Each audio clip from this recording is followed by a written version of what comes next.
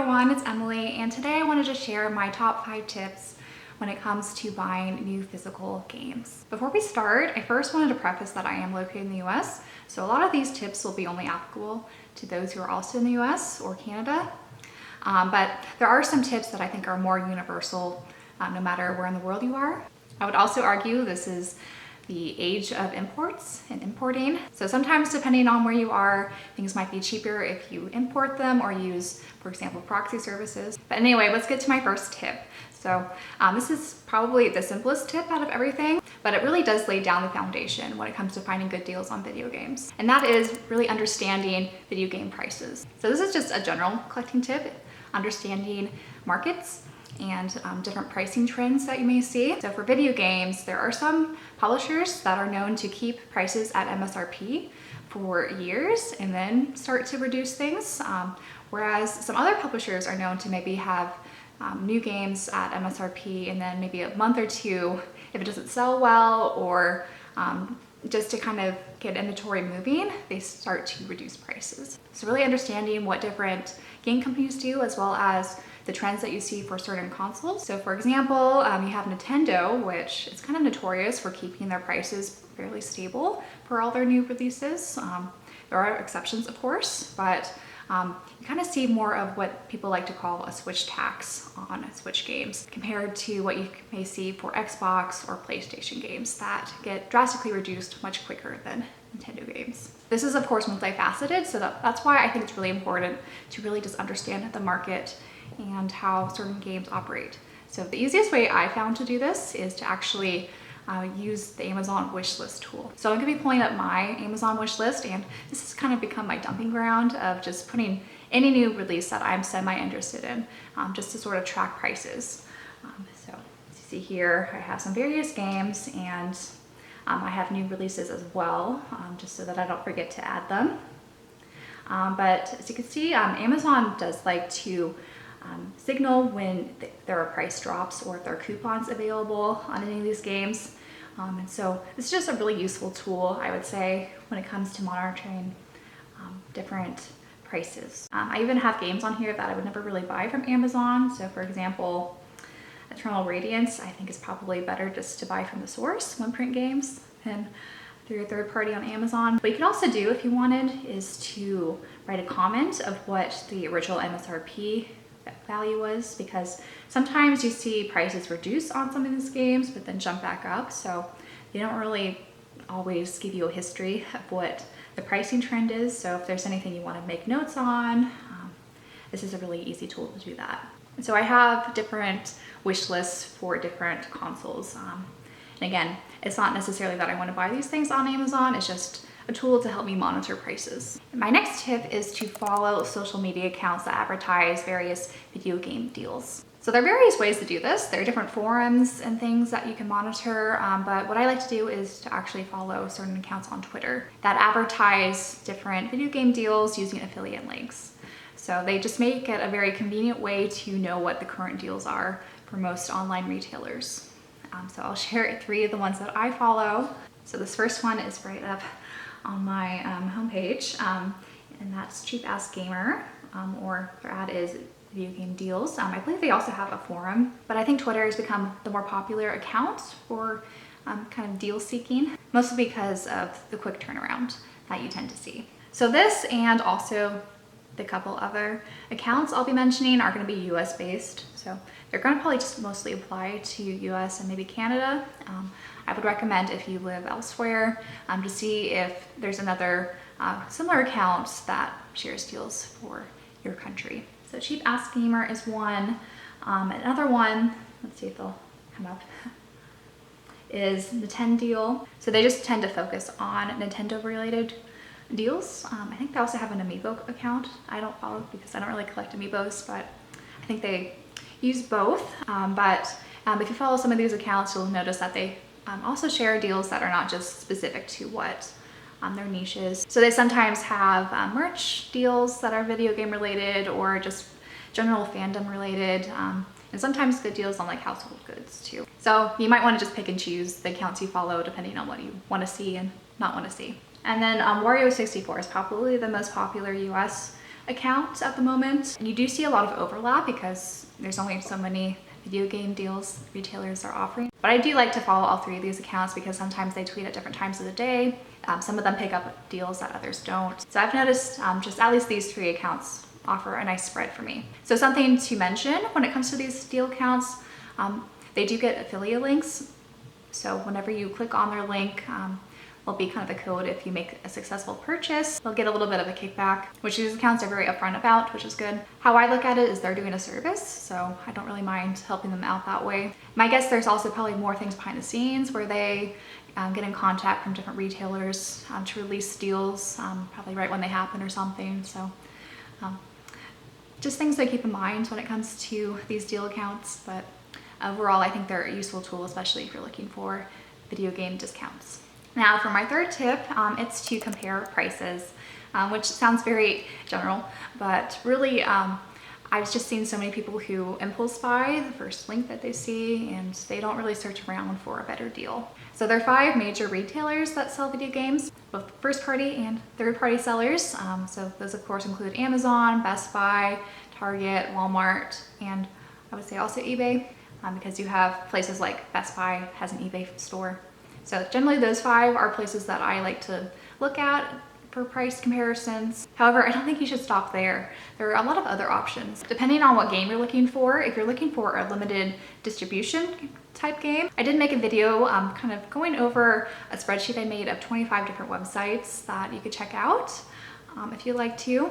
So if you're looking for kind of niche specific titles, sometimes buying directly from the source will be cheaper than buying from one of these alternative third-party sellers like on Amazon or someplace. But if you're looking for a more standard wide release, there's still a lot of options to consider. So the first option I usually like to look at is importing. You can go about this a few ways. PlayAsia is a really popular importing site that offers different region games. I believe they recently changed their shipping policy, so if you buy $100 worth of video games, you'll get free shipping. It is slow because I think it's coming from Hong Kong, but down the line, it might be a little bit cheaper just to go through them rather than picking up at a retail store, especially if you consider things like sales tax and things like that. Another option that I recently found that I've been enjoying is Canadian sites. So I've talked about Video Games Plus and P&P Games before.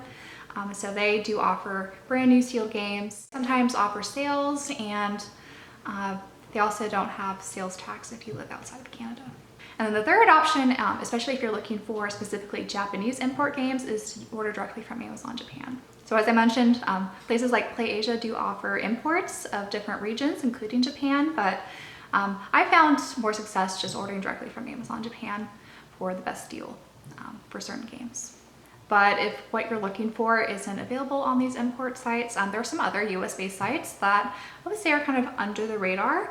One of them is Deep Discounts. I don't think they usually have necessarily the best deals, but sometimes they do have things that go on clearance that are for a good price, especially for things that are starting to slowly get out of stock and out of print at other retailers. I found some success on that site, especially before some of those games start skyrocketing in price on the resale market. And another website that I've enjoyed using that I actually discovered through those social media sites is Gamefly. So back in the day, they used to be kind of the go-to rental service, but they do also sell new and used games. And what I found with the used products on their store is that they'll basically send it to you brand new, just minus the shrink wrap. So it'll come with all the content, and all the games that I received from them have been super clean and basically spotless. So I think they're a much better option for like new games compared to say GameStop, which it's always a gamble what you get from them. And of course, if new sealed games are a little bit out of your price range, there's always the used option. So just finding sellers on eBay, the Mercari app, Facebook Marketplace, that might be something to consider.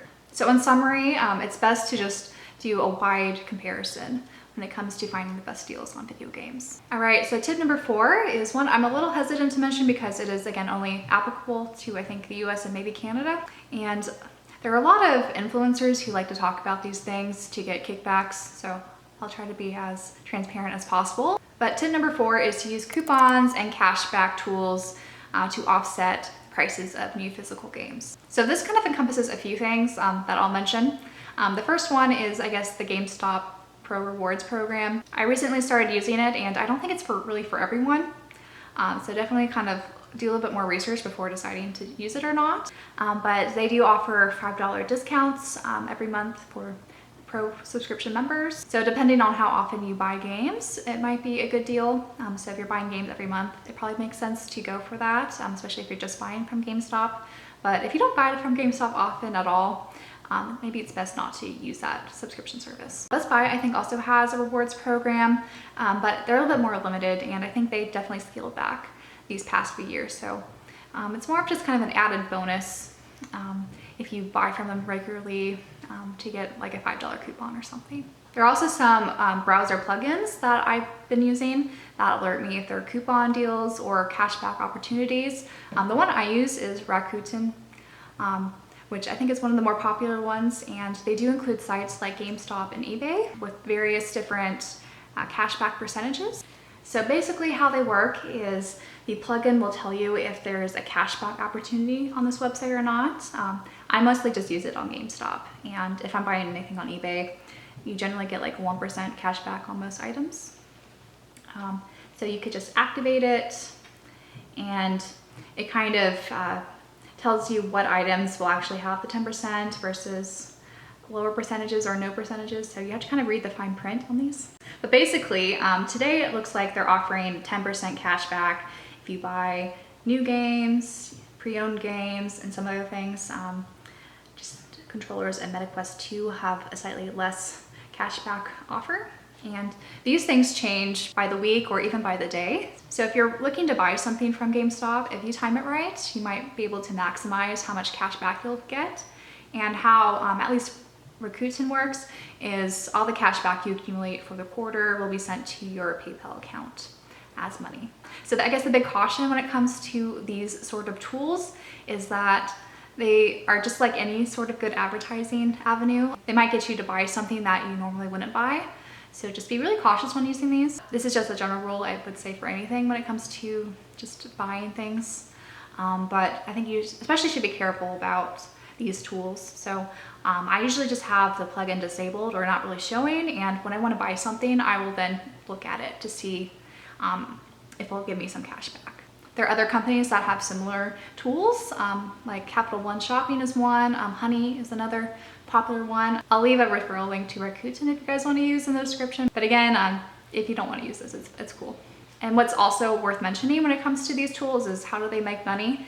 So basically, they're kind of similar to those Twitter deal accounts that they do get affiliate links and kind of kickbacks from their partners if you successfully buy something using their link. And I think there's probably some more things that are behind the scenes and maybe some like data monitoring and sharing that probably goes on too. I haven't really looked into exactly how these companies operate, but I imagine it's going to be something along the lines of kind of data collecting and shopping habits that they share with their partners. So if you don't want to be part of that, don't use these tools. But I like to use them because they do kind of offset a little bit of what I would normally buy. And another tool that I use to offset the cost of video games, though to be honest, it's a little bit of a chore, is the Microsoft Rewards Points program. So basically, if you use Microsoft search engine, Bing, you can rack up points and use that to redeem for gift cards. I say it's a chore because it is kind of a daily activity, and I could generally do it under 5 minutes, but you may or may not want to do this. And I think this is something only US residents can do. Sometimes they add interesting facts, so it does kind of break up the monotony of doing it every day. But I found that if I kind of maximize everything, I generally could get a $5 Amazon gift card every 2 weeks. So those do accumulate, and again, this is sort of a chore, so you may or may not want to do this. I just found them handy to use whenever I need to buy something on Amazon. I think you could also redeem gift cards for other stores like GameStop, Walmart, Target probably. So you don't have to just use it for Amazon. All right, so my last and final tool that I think is probably the most important one is to know when to be patient. And this tip also just kind of piggybacks on my first tip and really understanding the trends. Knowing when it's a good idea to buy something quickly or when it's also okay to kind of wait it out to get a better deal in the end. So I like to collect a lot of very niche games like JRPGs and visual novels that usually don't get a ton of copies in circulation. So it's kind of a double-edged sword in a way, because a lot of these niche titles do get heavily discounted rather quickly because they're not the most popular games out there. But once they go out of stock, it's very uncommon for them to get reprints. There are a few exceptions, of course, but it's really hard to find the right timing when it comes to buying, especially niche titles. When it comes to collector's editions, I think the general rule of thumb is to pre-order those just to lock those in, because collector's editions are very popular and the resale value of those, bring a lot of scalpers and things like that, that jack up prices. Sometimes you get lucky with niche titles that are under the radar that you can sometimes get discounts on collector's editions, but I definitely wouldn't bank on that if there's a collector's edition you really want. When there are new games that I'm really interested in and I don't really want to wait too long, usually what I like to do is to wait to see if Amazon, Target, or GameStop will be offering one of those buy two get one free deals. I've picked up a lot of Nintendo games doing this. For example, recently Amazon had Kirby, The Forgotten Land, and Triangle Strategy as part of their buy two get one free offer. I was a little too slow because usually those popular games get snatched up really quickly and they remove them from the deal. But definitely you could get first party Nintendo games using these deals that generally don't see discounts until a year after release. All right, so those were my 5 tips for finding good deals on video games. And I hope I introduced something new to you guys, though I'm sure you guys are all savvy and have at least considered a few of these things before.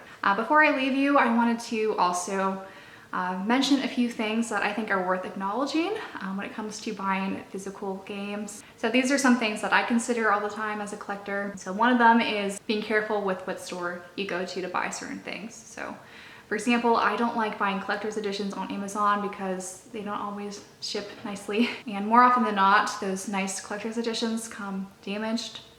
So if possible, I do like to pick those up in store or have either GameStop or Best Buy ship collector's editions to me. And you also have to be careful with just third-party sellers on any site because the game you buy might not be the region that the stock photo may be showing. So really understanding, I guess, which stores are more transparent with what copies of the game they're sending you compared to others is useful, especially if you're someone who's concerned about receiving a certain region. And I know I just mentioned how for especially niche titles like JRPGs and visual novels, once the games are gone, they're gone for good, and you don't usually see reprints, but reprints are possible. So there are a few different companies that will reprint games, especially if there's demand for it, and NIS America is one of them.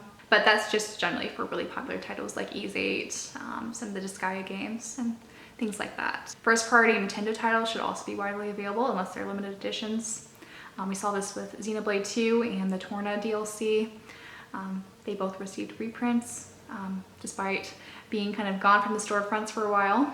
And the last thing I wanted to mention before I get too rambly is to always be conscious of your budget. So I know this isn't really talked about too much in the game collecting space, because of course before you start spending money on hobbies and things, you should take care of necessities and long-term savings goals before doing what's considered unnecessary spending. And there is a certain thrill when it comes to deal seeking, and sometimes you just want to buy up all the things when you see a really great deal on them. So this is something that I've been personally trying to better balance with because at the end of the day, a lot of deals will come up again. So this kind of cycles back to my first tip and really just understanding the market and trends. So whenever you do find some really good deals that, for example, Wario64 might advertise on Twitter, you might just want to kind of step back and think, is this in my budget for this month? And how likely is this deal going to come up again? Because as you'll notice when you start following a lot of these deal accounts, is that video games happen all the time. And a lot of games get discounted left and right repeatedly. And this is throughout the year, not even just on Black Friday. So don't feel pressured to buy something because it's on sale. I think you just have to be really careful when it comes to niche titles, would be kind of where I would hesitate when passing up a deal. So there is kind of an art to finding this, and there's no certainty, just like the stock market, when it comes to finding the rock bottom for a lot of these games. So yeah, I've been rambling about how to find deals throughout this video, but at the end of the day, if there's a game you want to play and you have the means to buy it, it's brand new, not at a discounted price, by all means, you should buy the game. You don't always have to wait out for the deals. For me personally, I really enjoy deal seeking and collecting, but that's not always everyone's cup of tea. So definitely, I think you should buy what you like. And I hope some of these tips help those who are looking to spend a little bit less on video games. But yeah, that's it for this video. And until my next one, bye guys.